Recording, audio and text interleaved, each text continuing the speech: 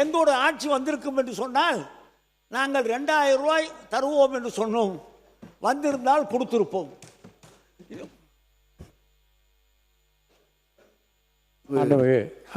பேரவைத் தலைவர் அவர்களே, 100 நாட்கள் தான் இன்று நடைபெற்று சட்டமன்றம் நடைபெற்று கொண்டிருக்கிறது. நீங்கள் அறிவித்த அத்தனையும் 5 ஆண்டு காலம் தொடர்ந்து நீங்கள் அறிவித்தும் கூட நீங்கள் தேர்தல் அறிக்கையிலே சொல்ல முடியாத பலவற்றை நீங்களால் அறிவிக்க முடியவில்லை. அதற்கான நிதிகள் நீங்கள் ஒதுக்கப்படவில்லை என்பதை நீங்கள் உணர்ந்திருப்பீர் என்று நான் கருதுகிறேன். எங்களை பொறுத்தவரையிலும் நம்முடைய முதலமைச்சரை பொறுத்தவரையிலும் இதற்கான திட்டங்களை வகுத்து கொண்டிருக்கிறார்கள்.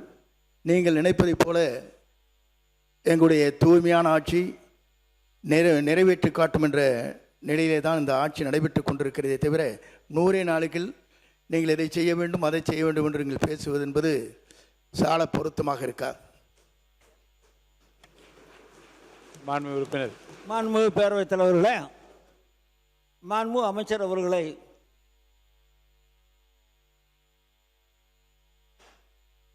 மாண்புமிகு பேரவைத் தலைவர் அவர்களே, மாண்பு உறுப்பினர் அவர்கள் குறிப்பிடுகிற போது 1500 ரூபாய் என்று சொன்னார்கள்.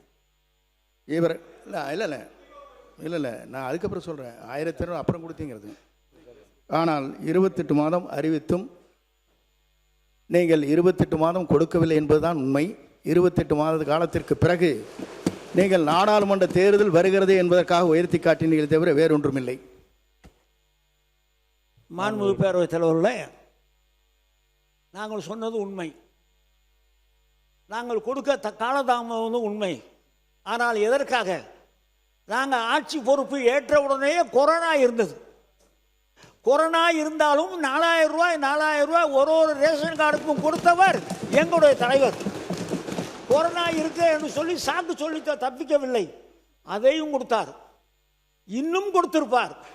மக்களுக்கு செய்வதில் தான் எங்களுக்கு ஒரு சந்தோஷம்.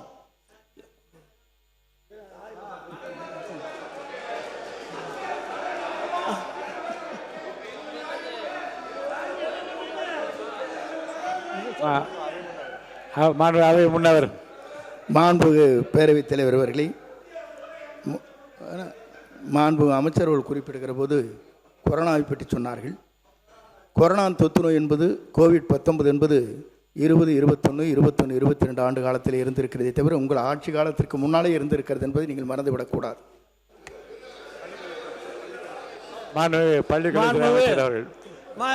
பள்ளிக்கல்வித்துறை அமைச்சர் பேசி.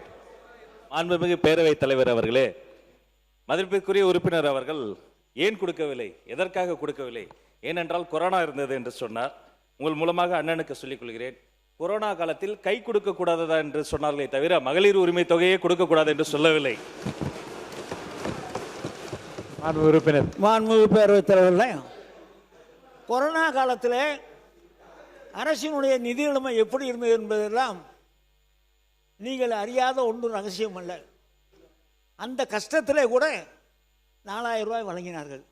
எங்களுக்கு என்ன பிரச்சனை என்று சொன்னால், எங்கள் பக்கத்தில் இருக்காண்ட போய் நீ ஏன் எங்களுக்கு ஓட்டு போடலை, நாங்கள் உங்களுக்கு நிறைய செஞ்சுருக்கோமே, எங்கள் தலைவர் இதெல்லாம் பண்ணியிருக்காரு அப்படின்னு சொல்லும்போது என்ன சொல்லிட்டாங்க, நம்முடைய முதலமைச்சர் வந்தால் எங்களுக்கு 10,000 ரூபா கிடைக்கும், நான் வீட்டில் இருந்தால் 4000 ரூபா கிடைக்கும், எங்கள் வீட்டுக்காரம்மாவுக்கு எங்கள் அம்மாவுக்கு 3000 ரூபா கிடைக்கும், இதெல்லாம் கணக்கு போட்டு 10,000 ரூபா மாதம் கிடைக்கும், 6 சிலிண்டர் வரை கிடைக்கும், நீங்கள் வந்தால் கொடுப்பீங்களா? அதுக்காக தான் ஓட்டு போட்டோம். நாங்கள் அதில் ஏதாவது ஒன்று வருவான்னு நான் தேடி பார்த்தோம். பொது பட்ஜெட்டையும் பார்த்தோம். நாங்கள் மக்கள் மத்தியிலே கொள்கையை சொல்லி கொஞ்சம் இருங்க நான் பேசிக்கிறேன். நான் ஒன்றும் சொல்லலையே, கொஞ்சம் சண்டை ஓடலையா? இருங்க நாங்கள் இது கொஞ்சம் நான் பேசிக்கிறேன். நான் இதை சொல்லுவேன். ஒரு நிமிஷம். மாண்புமிகு வனத்துறை அமைச்சர் அவர்கள். மாண்புமிகு பேரவைத் தலைவர் அவர்களே, அவர் உறுப்பினர் அவர்கள் அடுக்கடுக்காக சொல்கிறாங்க, திருமங்கலம் ஃபார்முலா இருந்து 2026 வரைக்கும் அதாவது ஓட்டுக்கு பணம் கொடுக்கிற அந்த திட்டத்தை அவர் அடுக்கடுக்காக சொல்லிட்டு வந்தார்.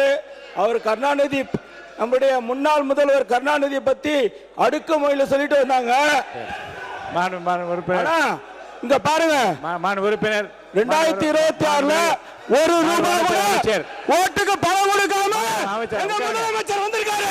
மாண்பு வனத்துறை ஓட்டுக்கு அமைச்சர் பணம் கொடுக்காம வனத்துறை அமைச்சர் அமருங்க. என்னுடைய காஞ்சிபுரம் சட்டமன்ற தொகுதியில 1500 ரூபாய் குத்தி ஓட்டுக்கு 10 ரூபாய் கொடுக்கல. மாண்பு வனத்துறை அமைச்சர் உட்காருங்க.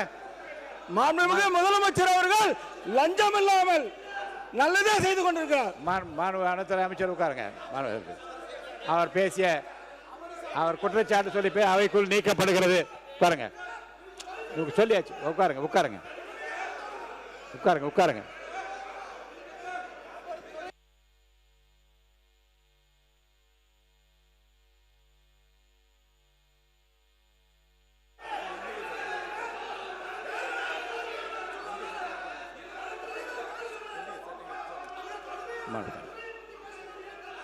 உட்காருங்க உட்காருங்க. மாண்புமிகு அவை முன்னவர். மாண்புமிகு பேரவைத் தலைவர்களே, முன்னாள் முதலமைச்சரை பற்றி பேசிய அவருடைய கருத்து அவை குறிப்பிலிருந்து நீக்கிவிடுமாறு அன்போடு கேட்டுக்கொள்கிறேன்.